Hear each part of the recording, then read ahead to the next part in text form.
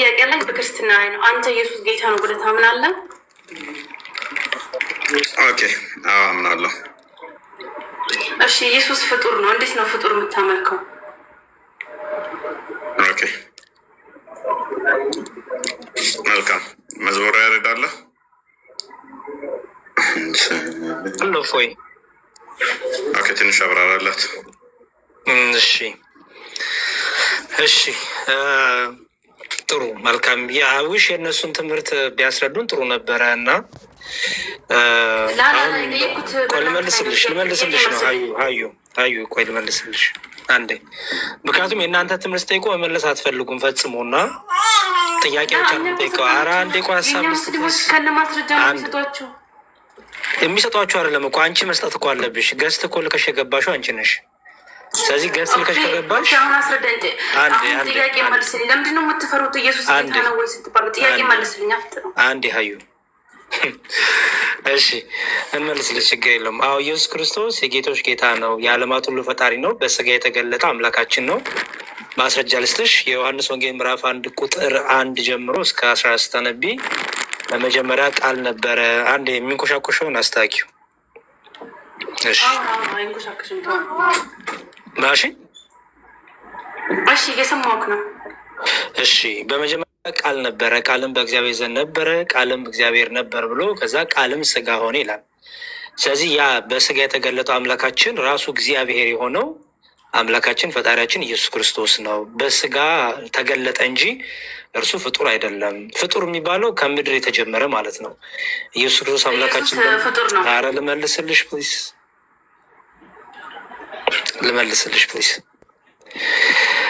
እሺ ስለዚህ ኢየሱስ ክርስቶስ ከሰማይ የወረደ የእግዚአብሔር ነው። ራሱ ክርስቶስ ሲናገር ከሰማይ ወርጃለሁ ብሏል። እኔ ከዚህ ዓለም አይደለሁም፣ እናንተ ከዚህ ዓለም ናችሁ፣ እኔ ከዚህ አይደለሁም። የተናገርከኝ እኔም አንዳንድ ጥያቄ ላቀርብልህ።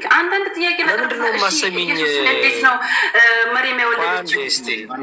አንዴ ተረጋጊ። መልስ ከሆነ የፈለግሽው ኢንተራፕት አታድርጊ። ከዛ በኋላ ያብራራልሽ እና ጥያቄ ካለሽ እዛ ላይ ያልገባሽ ነገር ካለ ደግሞ ያስረዱሻል። እሺ ተረጋጊ። እኮ በትክክል እየነገረኝ። ጭቅጭቅ ነው የፈለግሽው? መልስ ነው የፈለግሽው? አንዴ እኔማ መልስ ነው የፈለግኩት።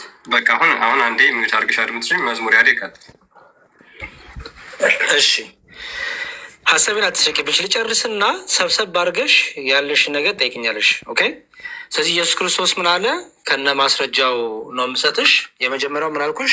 ዮሐንስ ወንጌል ምዕራፍ 1 ላይ ያ ቃል እግዚአብሔር እንደሆነ ነገረን። እዛው ደግሞ ቃልም ስጋ ሆነ ብሎ በስጋ የተገለጠ አምላካችን ኢየሱስ ክርስቶስ እንደሆነ ነገረን። ስለዚህ እርሱ ጅማሬው ከምድር ሳይሆን ራሱ እግዚአብሔር የሆነ ከሰማይ የመጣ ነው።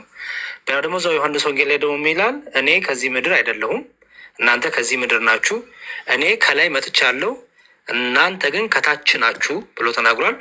እዛውንም ዮሐንስ ወንጌል ላይ አብርሃም ሳይወለድ እኔ ነበርኩ፣ አብርሃምም ቀኔ ላይ ዘንድ ወደደ፣ አየም ደስም አለው ብሏል። ስለዚህ በስጋ የተገለጠ አምላካችን ነው እንጂ ፍጡር አይደለም። አሁን ጠይቂ።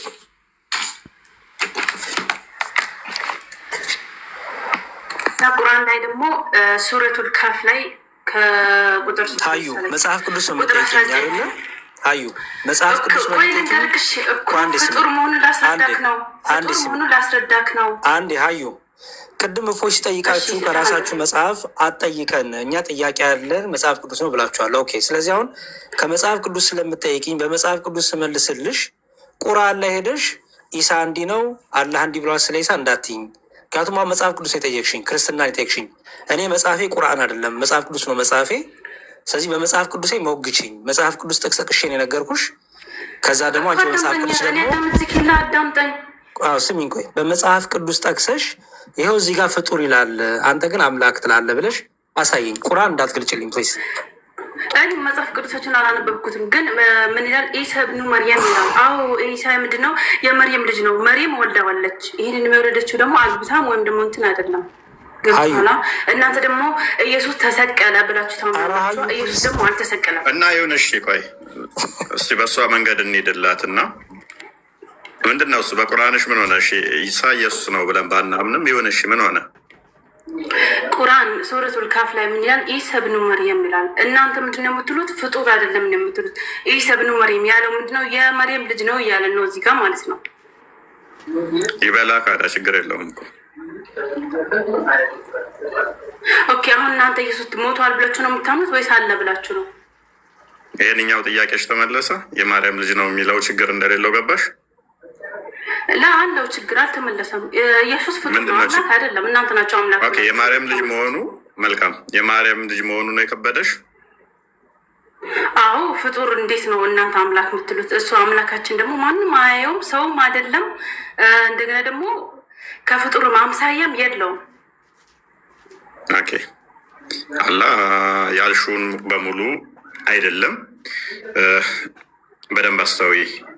አላህ እጆች እንዳሉት ታምኛለሽ። 2 እጅ 5 ጣት አለው፣ ባት አለው፣ እግር አለው። ኤኒዌይስ እሱን እንተውና ኢየሱስ የማርያም ልጅ ነው ወይ? ቆይ እስልምና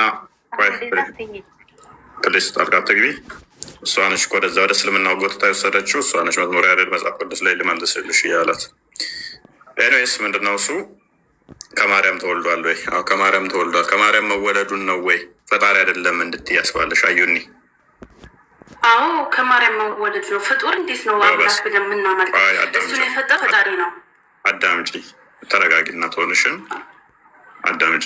ኦኬ እኛም ከማርያም ተወልዷል ብለን እኮ እናምናለን። ክርስቶስ 2 ልደቶች አሉት። ወደም ባስተውይ 2 ልደቶች አሉት። አንድ በስጋ ከማርያም ተወልዷል ብለን እናምናለን። ስለዚህ አንቺ አሁን ቆመሽ የቀረሽው የቱ ላይ ነው?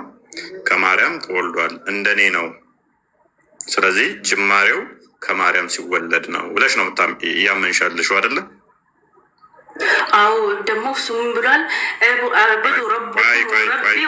ብሏል። ገብቶ ሄዳ ለምንድን ነው ስናወጣባችሁ የምትፈሩት? ክርስትና ውሸት መሆኑን አምናችሁ ነው እንዴ?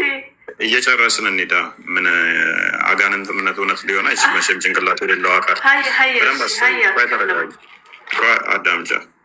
ስለዚህ እኛ ይኸውልሽው ክርስቶስ በስጋ የተገለጠ ስግው ቃል ነው ብለን ነው ምናምነው። ስግው ቃል እንደመሆኑ ደግሞ ቅድም መዝሙረ ዳዊት አሚን መዝሙረ ያሬድ እያለሽ ነበር። መጀመሪያ ቃል ነበር፣ ቃልም በእግዚአብሔር ዘንድ ነበር፣ ቃልም እግዚአብሔር ነበር፣ ሁሉ በእርሱ ሆነ፣ ከሆነውም እንኳ አንዳች ያለ እርሱ የሆነ የለም።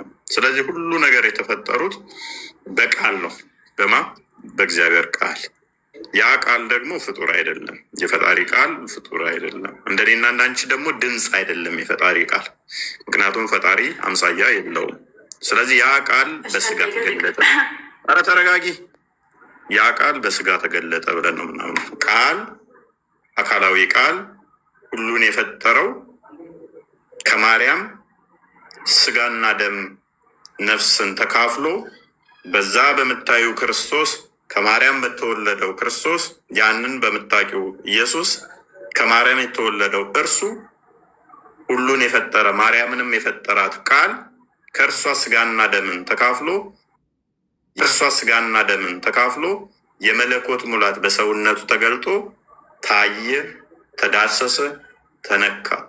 ስለዚህ ያ ኢየሱስን ምታቂው አንቺ ከማርያም ስጋና ደም የተካፈለው አንቺ ምታቂው በስጋና ደሙ ብቻ ነው፣ በሚታየው ብቻ ነው።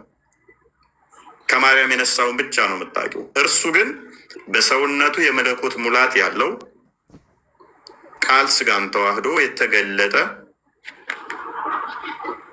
አስቀድሞ በእግዚአብሔር መልክ ሲኖር የነበረ በኋላ የባሪያውን መልክ ይዞ የተገለጠ የመጣ ነው። የማይታየው፣ የማይወሰነው፣ የማይነካው በሚታይ በሚነካ በሚዳሰስ በባሪያው መልክ የተገለጠ ሕያው አምላክ ነው።